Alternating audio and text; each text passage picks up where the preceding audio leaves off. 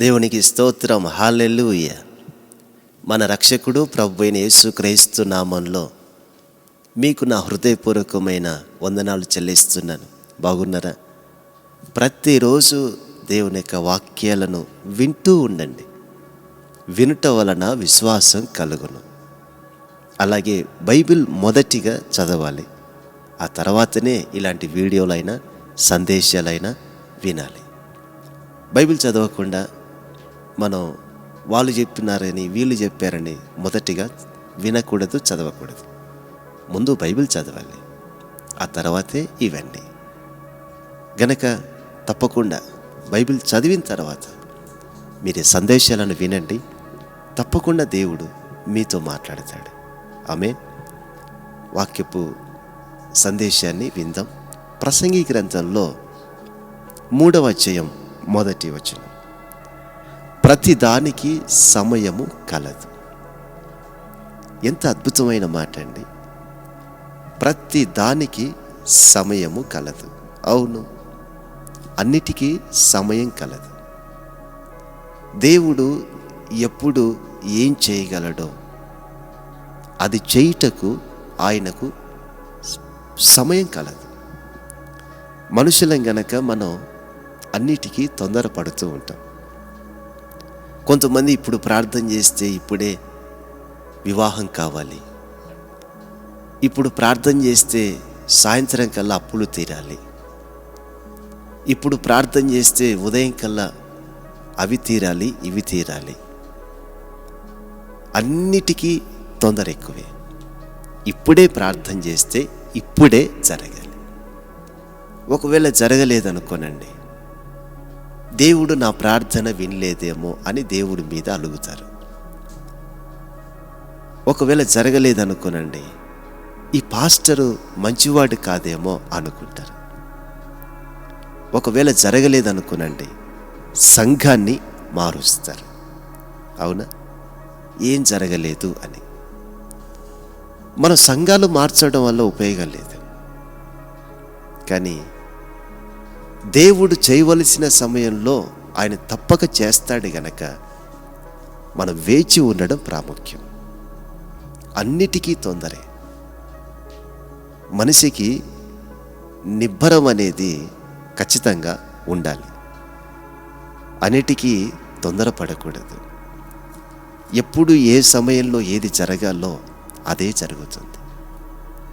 విత్తేదానికి సమయం ఉంది, విత్తిన దాన్ని కోసేదానికి సమయం ఉంది, నవ్వేదానికి సమయం ఉంది, ఏడ్చేదానికి సమయం ఉంది, కట్టేదానికి సమయం ఉంది, పడగొట్టేదానికి సమయం ఉంది. చూసారా? ప్రతి దానికి ఒక సమయం ఉంది. తినేదానికి సమయం ఉంది, నిద్రపోయేదానికి సమయం ఉంది, అన్నిటికీ సమయం ఉంది. అలాగే మన ప్రార్థనకు జవాబు వచ్చేదానికి ఒక సమయము దాచబడి ఉన్నది. మరి ఆ సమయం కొరకు మనం ఏం చేయాలో తెలుసా? ఎదురు చూడడం నేర్చుకోవాలి, ఓపికతో ఉండడం నేర్చుకోవాలి. ఎవరయ్యా ప్రార్థించిన దానికి జవాబును పొందుకుంటారు అంటే ఎదురు చూస్తూ ఉన్నవాళ్ళు.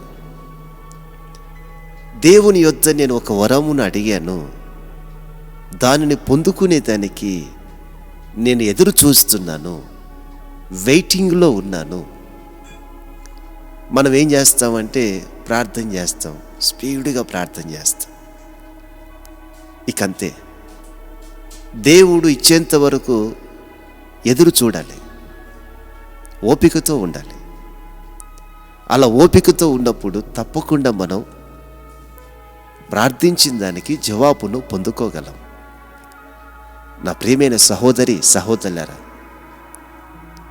పాపనో బాబో పుట్టాడు అనుకోండి. వీడు త్వరగా నడవాలి అని మనం కోరుకుంటే నడవలేరు కదా. వాడు 6 నెలలకి ఒక ఏదో తినిపిస్తారు కదా, అవునా? 6 నెలలకి తింటున్నాడు కదా అని మనం ఆ ఆహారం ఈ ఆహారం తీసుకొచ్చి పెట్టాం కదా. వాడు ఏ వయసులో ఏం తినాలో అదే తినిపిస్తాం. అవునా? సైకిల్ త్రొక్కే వయసులో సైకిలే ఇస్తాం కానీ మోటార్ సైకిల్ ఇవ్వం కదా. మోటార్ సైకిల్ అనగా బైక్ నడిపే వయసులో బైక్ ఇస్తాం కానీ కారు ఇవ్వం కదా. పిల్లలకి ఎప్పుడు ఏం చేయాలో, ఎప్పుడు ఏమి ఇవ్వాలో ఒక తల్లిదండ్రులుగా మనకు అంత బాగా తెలిస్తే, మరి దేవుని పిల్లలమైన మనకు ఆయన ఎప్పుడు ఏమి ఇవ్వాలో ఆయనకి బాగా తెలుసు.